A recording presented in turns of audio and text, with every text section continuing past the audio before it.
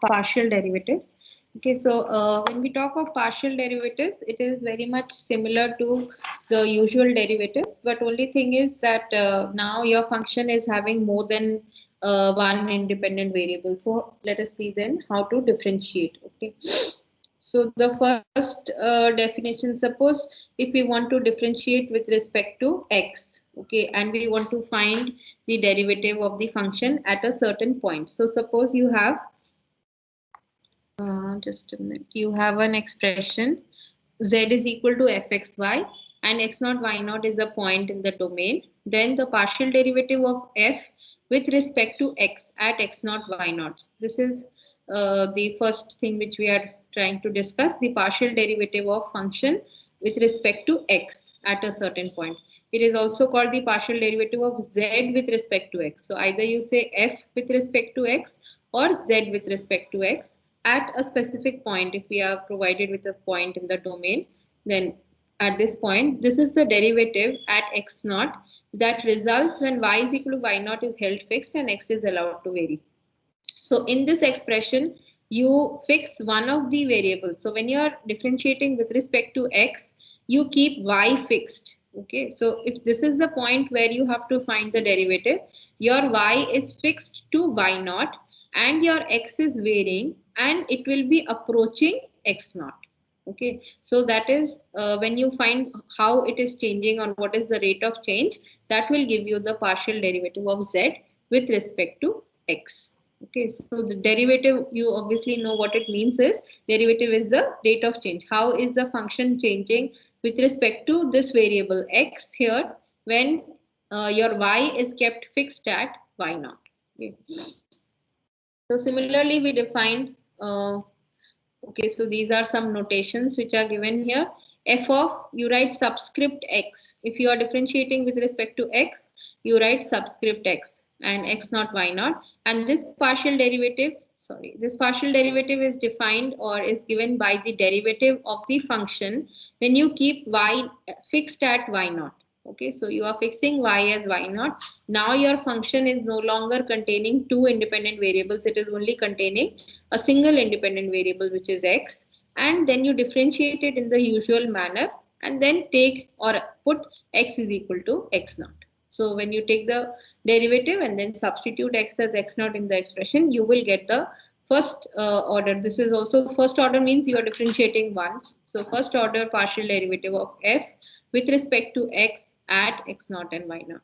And by definition, this is also equal to this. So I hope you remember when you define derivatives, this is how you define the rate at which your secant line is approaching or the 2 points are approaching to each other. So your secant line approaches to the tangent line.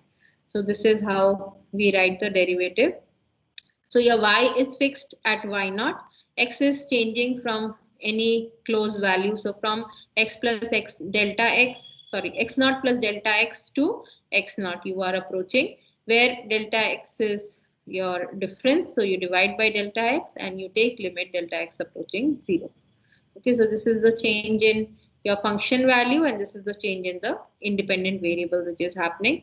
This ratio, as this change approaches 0, will give you the derivative of the function with respect to x, okay, at the point x naught y naught. Is this definition clear to you? Anyone has any doubts in this? Okay, so this is how we are basically used to solve. We will be solving most of the questions. So when you have to differentiate with respect to x and you have to find the derivative at a specific point x naught y naught, you fix y naught. Okay, so you fix your y as y naught and then your function becomes a single variable function which you differentiate in the usual manner and then in the end put x is equal to x naught. So you get the first order partial derivative of f with respect to x at x naught y naught. Okay. Similarly, we define partial derivative of f with respect to y at x naught y naught.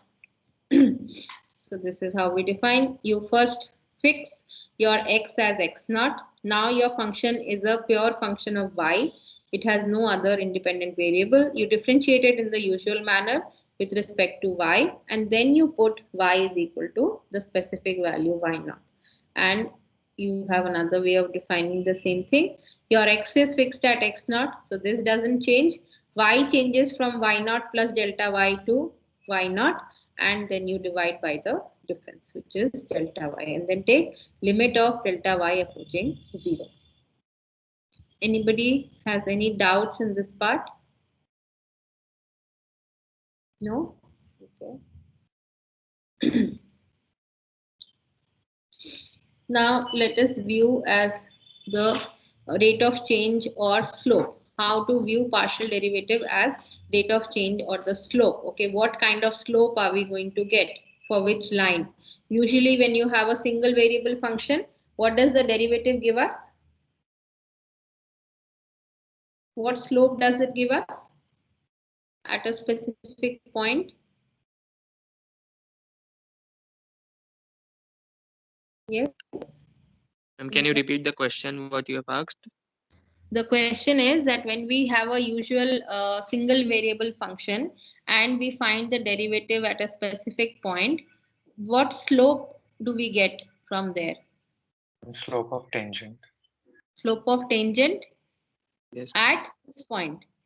at Okay, that point, yeah. this point to the curve. So whatever your curve is, at that on that curve at this particular point you make the tangent, and the slope of tangent is given by the derivative. Now we'll see how the same concept is extended for functions having more than one independent variable. So how does the partial derivative give us some kind of a slope, and what slope does it give us? Okay, so suppose if we have uh, the partial derivative with respect to x, and this is your point, or suppose we have partial derivative with respect to y at this point, then what kind of a slope are we going to get? So one way of interpreting it is that it is the slope of the surface in the x direction. So this is one terminology which we use. So you may see questions in the exercise which say that find the slope of the surface given by fxy in the x direction at x naught y naught. Okay, so it means that you have to find the partial derivative with respect to x. X direction meaning you have to differentiate it with respect to x. Okay, and at x naught y naught. Now let's see from the diagram what kind of a slope are we going to get. So we have a surface z is equal to fxy. So this gray color surface is your given surface, z is equal to fxy. Now if you are differentiating it partially with respect to x, that means you fix y at y naught. Okay, so let us take a plane. This light green colored plane corresponds to y is equal to y naught. Okay, so we take this plane and this is going to intersect our surface along this curve. Okay, so if you see the intersection of this surface z is equal to fxy and the plane y is equal to y naught, you will see that you are going to get a curve. This blue colored curve is what you are going to get. Okay, now on this curve you find out the point which corresponds to x naught y naught. So x naught y naught is somewhere here on this line. Y is equal to y naught line. Correspondingly, you take the value of x as x naught. So this is your point x naught y naught. Corresponding to this point, the point on the surface is your point P, which has coordinates x naught y naught, and the third coordinate will be f of x naught y naught. At this point, when you draw the tangent line, okay, then this derivative, partial derivative of f at the point x naught y naught with respect to x is going to give you the slope of this tangent line. Okay, is this part clear to everybody? Just have a look at the diagram and see if you want me to explain anything.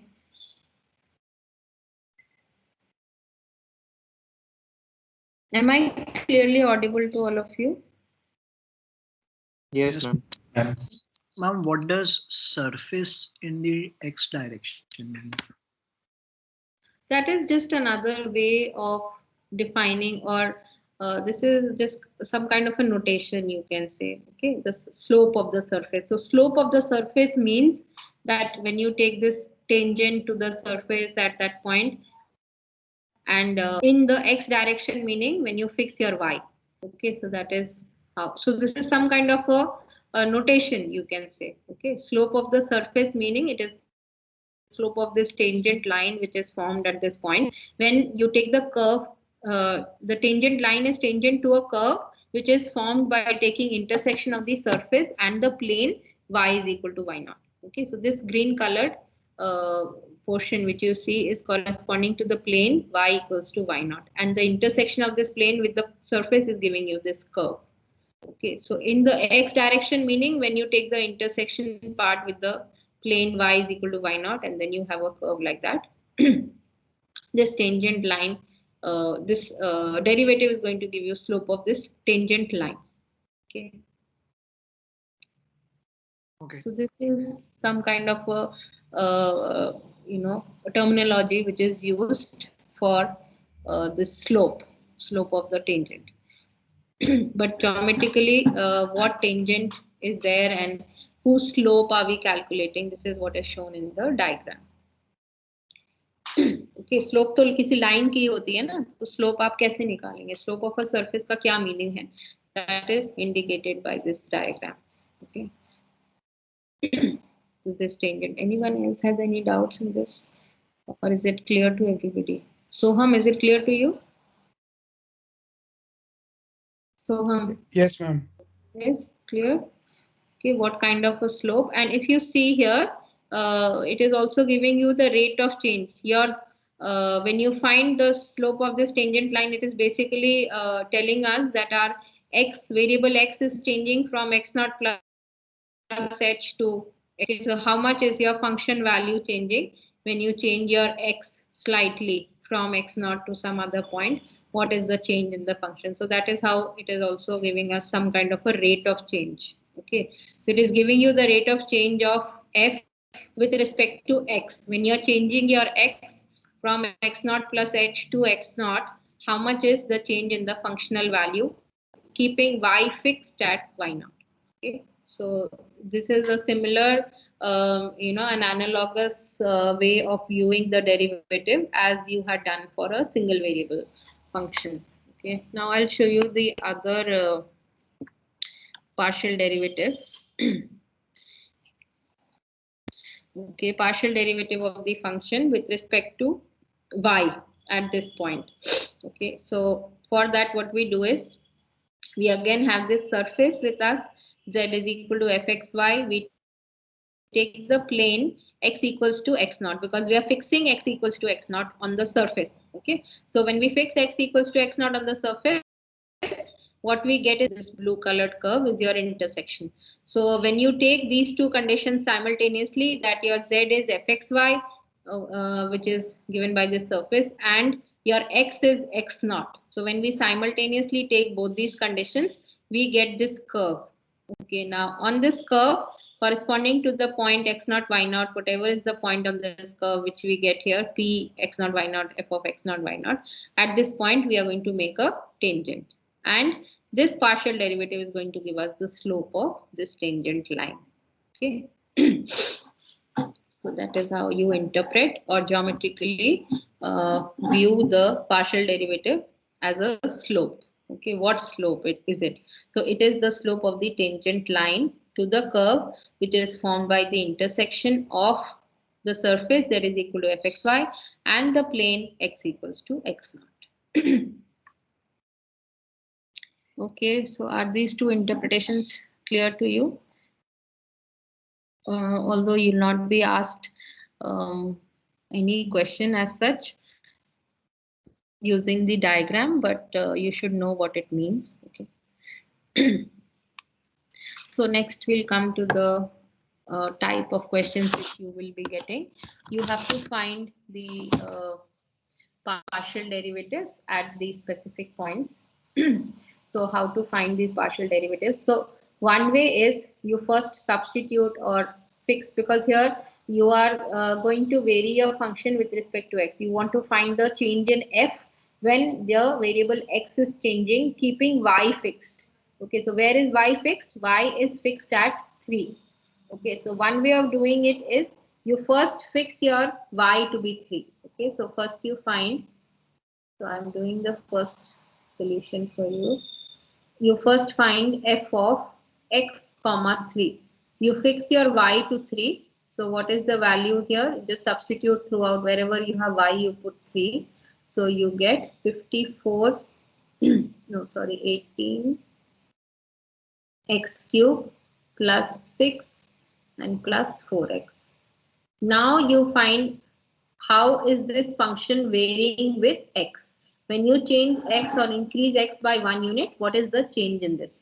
So this is now a single variable function. So when you have to find the rate of change or the derivative of this with respect to x, you differentiate in the usual manner. So f of x, x comma 3 will be the usual derivative, which is 54x squared plus 4, okay, which is the usual derivative. So this is the usual derivative of this expression. And then you have to find this value when x is equal to 1. So specifically at x equals to 1, when you have to find, just substitute here x equals to 1 and you get the answer. Okay, so this is how you can do the partial derivative at a specific point with respect to x. Okay, same process can be done with the second part, partial derivative of the function with respect to y. So first you fix x at 1 and then it becomes a complete function of y. Then you differentiate in the normal way, the way you differentiate a single variable function, and you substitute in the end y is equal to 3. Okay, so quickly tell me the answer. Nivedita, what will be the answer to the second part of this? F of y. Ma'am, f of 1y will be 2y square plus 2y plus 4. Okay.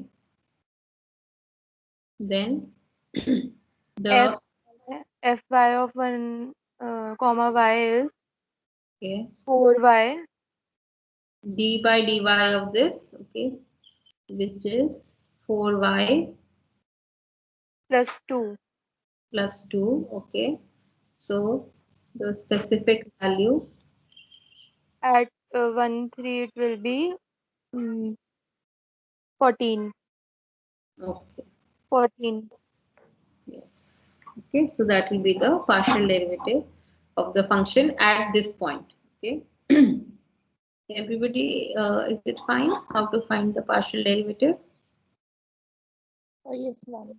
Yes. Okay.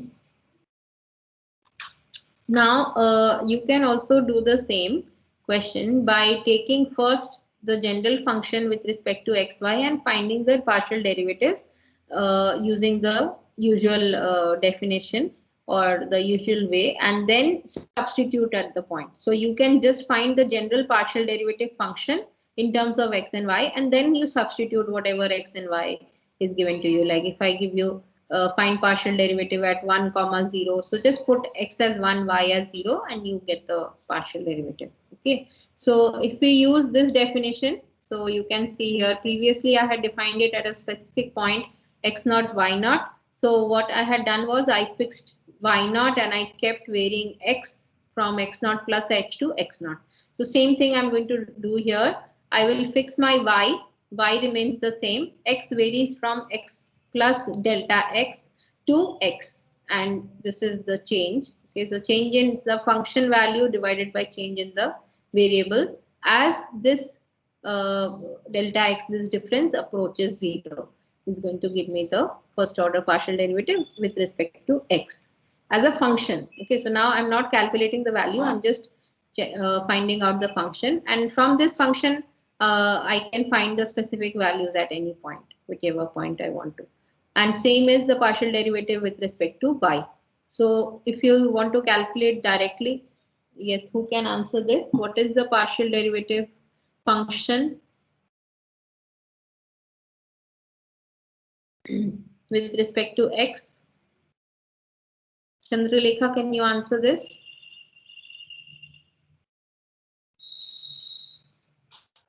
Ma'am, I'll try the next one after an example is completed. Sachin? Yes, ma'am. Ma'am, it Yes, is 20x y to the power 4 okay. minus 6y square Okay. plus 20x. plus 20x. Okay, good. Thank you, Sachin. Okay, same way we find the partial with respect to y. So what have we done here is we have fixed y. So y is treated like a constant. Just like you treat it as, just like you treat a constant, you are going to treat any term in y like that.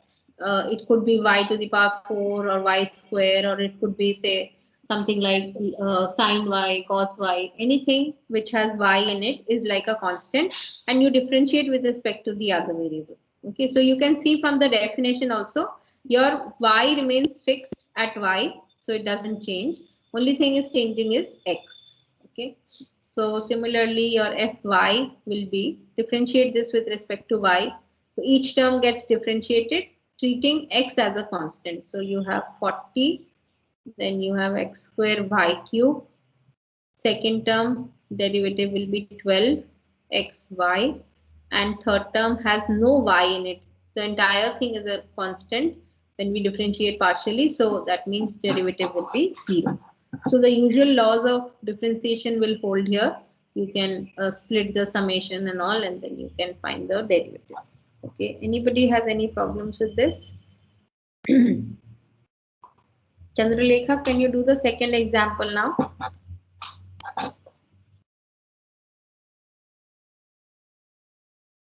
This is another notation for partial derivative.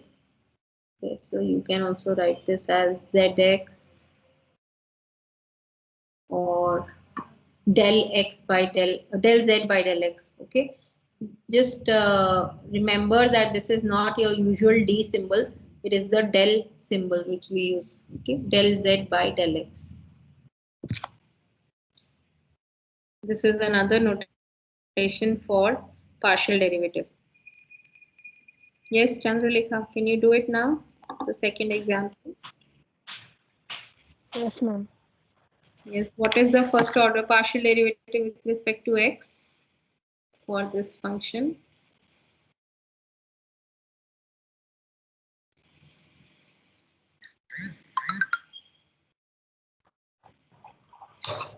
Ma'am, should we use the UV rule here? Yes, you have to, the product rule, yes.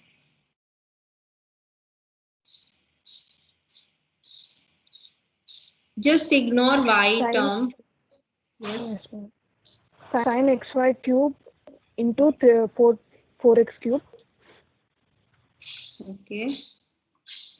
plus 4x in 4x. 4x or x to the power 4. Oh, sorry, ma'am. X to the power 4 Okay. into cos xy cube. Okay. Nothing else? Into y cube. Into y cube. Yes. So you will also have a chain rule applied here. Okay, because you have this expression where y cube is a constant. So derivative of x into y cube will be simply y cube, which you have to mention. Okay, so this is the partial derivative of z with respect to x. Okay, thank you, Chandralekha. The second one, so you can, second part is comparatively easier because there is no term of y other than this term, so you just have it here.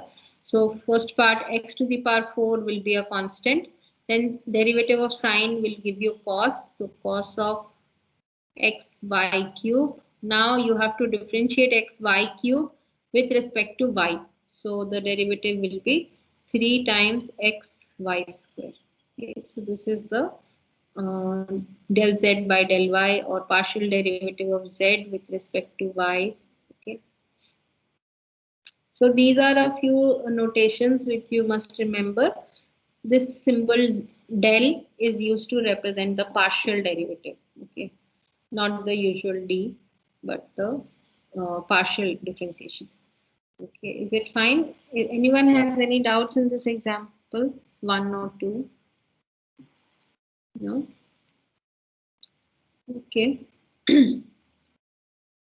So I'll just give you 2 minutes. Try to solve this question. Fxy is 2y over y plus cos x. You have to find first order partial derivatives.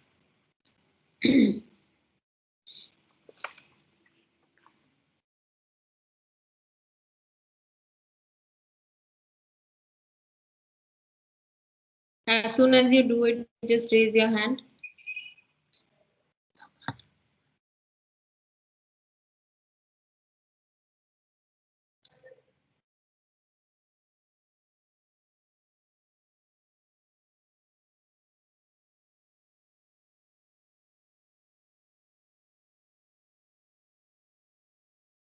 Okay, only Nivedita has come up. What about others?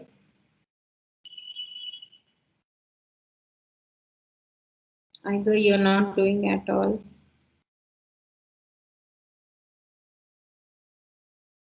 Okay, Nivedita, what is the answer? First one. Ma'am, the answer is minus 2y sin x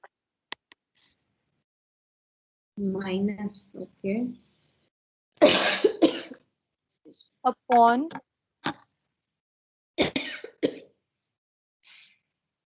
upon y plus cos x whole square.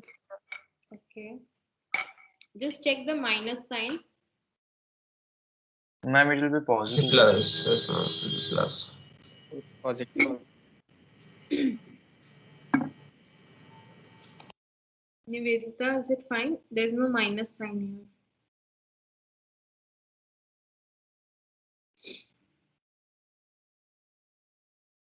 Ma'am, y cos x का derivative minus sign होता. When you take the quotient, you will get Oh, minus. fine, sorry. Okay, the other one.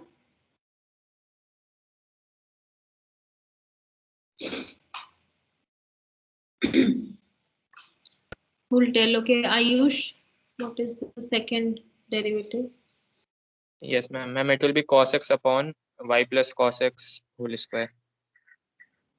Only And the first step will be 2 in bracket y plus cos x minus 2y. And then 2y will be cancelled out. We will left with 2 cos x, sorry. Yes. You will have two parts. So you'll have to apply quotient rule here. I've written the final answer, but since y is appearing both in the numerator and denominator, so when you differentiate, you'll have to apply quotient rule. And then you will get this answer. Anybody has any problems solving this? I have written the answers directly, but there are some steps which are there in between. Okay. Okay, next one is an implicit partial differentiation. So just in case your equation is not explicitly written as z is equal to fxy, okay, but it is an implicit form like this, then how to find the derivative, okay, or how to find some partial derivative which is given. So you have to find the slope of this surface in the y direction. This is a sphere and you have to find the slope in the y direction, which means you have to find the partial derivative of z with respect to x at these points, or you can also write this as del z by del x, sorry, y. So we have to take it as y, sorry. Okay, so either z y or del z by del y. This is what you have to find at these 2 points. Okay, so first point has this coordinate and second. Okay, so can somebody tell how are we going to differentiate this implicitly defined function?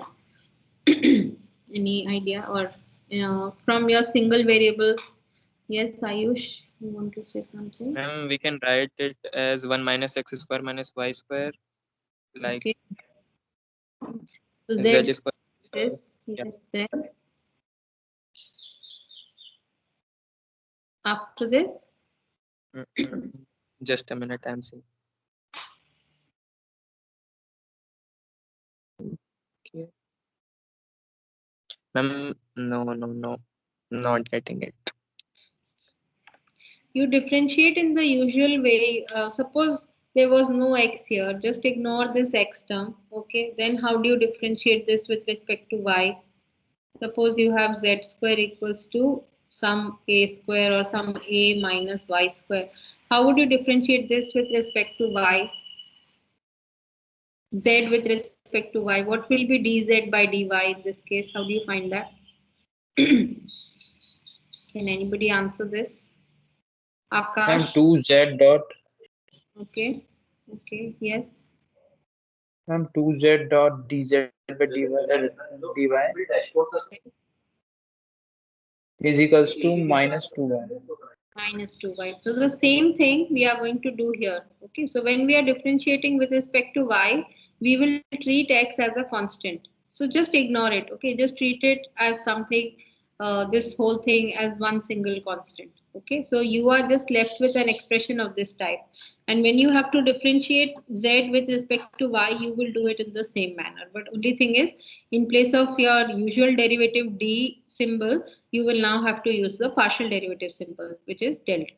Okay, so your expression will be 2z del z by del y will be equal to, this part will have derivative 0, and so you are left with minus 2y. So del z by del y will be minus of y by z. Okay. Now, when you have to find this at some specific points, just substitute the values of y and z here. Directly, you will get the partial derivative. So, del z by del y at this point, 2 by 3, 1 by 3, 2 by 3. So, just substitute y as 1 by 3 and z is 2 by 3 and there is a minus sign, so you get minus half. Similarly, del z by del y at the other point, 2 by 3, 1 by 3, minus 2 by 3. Okay, so this is equal to, again you substitute the value of y as this, z as this, so you get plus half. So these are your partial derivatives of the slope of the surface in the y direction at these points. Okay, so if you have an implicitly defined function where z is not written explicitly in terms of x and y, you have to differentiate in the implicit manner. So whichever is your variable of differentiation that comes along with z, as well as you differentiate that expression which has y in it, or whichever is the variable x or y, whichever, and treat the other terms as constants. So their derivatives will become 0 in case they are appearing separately, and if there is some y term here, then you differentiate in the usual manner. Okay. So this is how you are going to, so this is the explanation. You are not going to write it like this, you have to write it in this manner. Okay, using the partial derivative symbol, del z by del y. Is this fine? Okay. Then there is an example of functions of more than 2 variables. So in case you have to find the partial derivatives of these functions which have more than 2 independent variables, that means 3 variables, for example. So you extend the process. Okay, so 3 or 4, or even if it has 10 independent variables. So when you are differentiating with respect to one of them, you take the other variables as constant. Okay, so when you're differentiating with respect to one, all the others, as many as there are, the remaining ones, all will become like constants, and the one with which respect to you are differentiating, that will be the only variable, and you differentiate in the usual way. Okay, like for example here, your function is a function of 3 independent variables. Okay, so x, y, z, all 3 are independent. And you have to find the partial derivative of this function with respect to z. Okay, so can somebody tell what will be the answer for this? 3x cos y plus 3z. 3x cos Y plus 3z. Yes. So the only term which has z in it is sine of this expression. This is just like a constant, so it will be written as it is. Derivative of sine will be cos, and then you apply chain rule. So you find differentiation of this with respect to z, treating partial derivative. So treating y as a constant. So derivative will be 3. That is why this 3 comes here. So your answer is 3x cos of y plus 3z.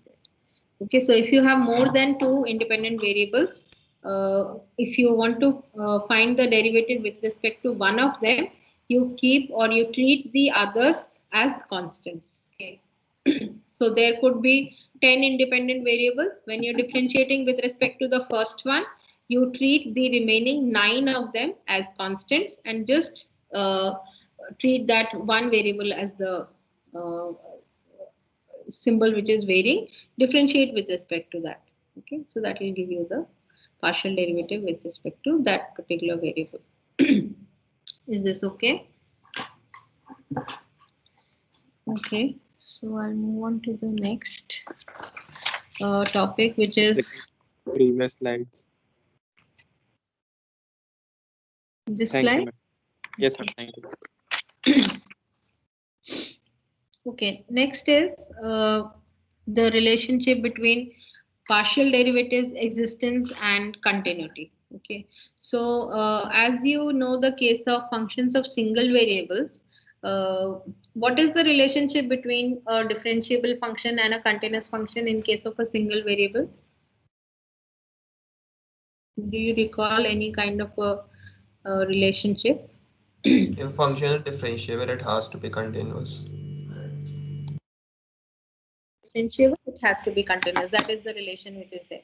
Now, in case of partial derivatives or in case of functions of more than one independent variables, this may not be true. So you may have the partial derivatives existing, but it may not guarantee the continuity of the function. Okay, so this is a difference or a contrast you can say to the case of functions of single variables. So in case of functions of more than one variable, the partial derivatives may exist for the function, but the function may not be continuous at some specific point, maybe. Okay, so or it could be more than one point. It may not be continuous at more than one point, but you may be able to find one point at which the function is not continuous. So here there is no guarantee that okay, differentiability implies continuity.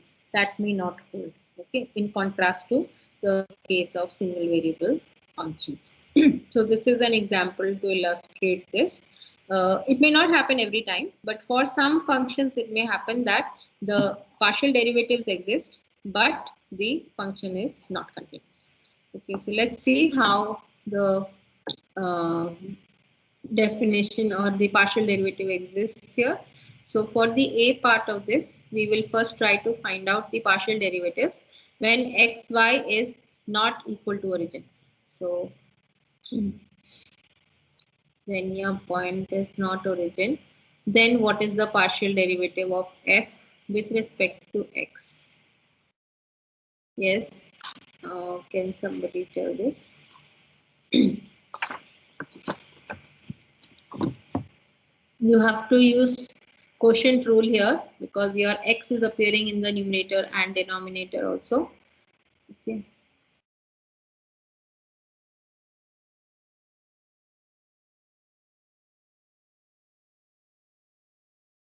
Yes. Anyone? Yes, ma'am. And it will be minus y in bracket x square plus y square. What is minus y? Okay. X square plus y square. Yes, ma'am. X square plus y square minus 2x square. So it will be y square minus x square upon x square plus y square whole square. Okay, just check the numerator. Just tell me what is the final expression. Numerator is y square minus x square. Y square minus x square. Okay. Or if you remove this minus sign. Yeah, then x square minus y square. So this is the partial derivative of f with respect to x. What about the partial derivative with respect to y, if you have done it? Denominator is the same.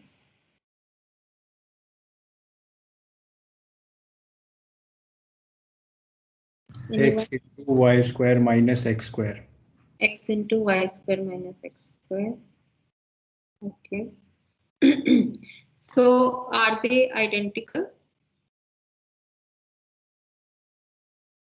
No, ma'am. No, ma'am. But they do exist. Okay, so we have the partial derivatives existing for all values of x, y. Partial derivative of f with respect to x exists. There is some value when your x, y is not 0, 0. We are not talking about the point 0, 0, but we are checking it at other points other than 0, 0. So the first order partial derivative exists with respect to x, and it also exists with respect to y. Now let us check the derivative of f with respect to x at origin at 0, 0. So for this we will have to use the basic definition. Okay, so f of x at 0, 0, we will apply the definition of limit of derivative in terms of limit delta x approaching 0 f of now your x naught y naught are 0, 0, so it will be delta x comma 0 minus f of 0, 0 divided by this delta x, and this expression will be, so f of delta x comma 0, so that means when you put your y as 0 in this expression, since your delta x is approaching 0, so we can use this expression for your f, and this expression becomes 0 in that case. So it is 0 minus 0 divided by delta x as delta x approaches 0. And as this approaches 0, this expression becomes 0. Okay, same for partial derivative with respect to y. This will also be 0. So this you will write like this: limit delta y approaching 0, f of 0 comma delta y minus f of 0 comma 0 divided by delta y. And this part will be 0 again. So both these derivatives or limits exist, and so the derivatives also exist. But the function is not continuous. Okay, so why is it not continuous? Why is the function not continuous? Sorry.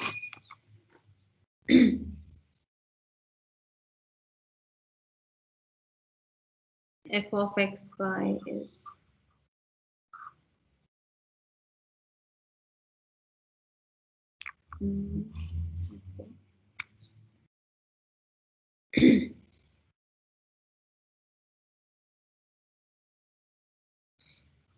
If it approaches from different path, I think then different values. different paths via which xy approaches 0, 0. So along what path can you take? Y is equal to mx. Mx, okay. As xy approaches origin, okay, then the limit of the function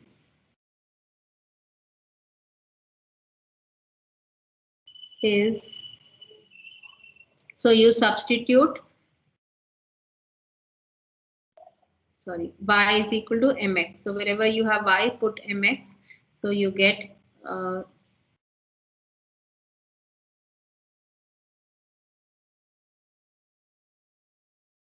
minus of mx square divided by x square plus m square x square, and you can cancel out this x, so this limit becomes minus m over 1 plus m square. Okay, so for different values of m,